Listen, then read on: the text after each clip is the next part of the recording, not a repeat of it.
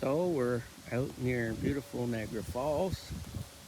We've got a couple more things to drag home to the Empire of Rust.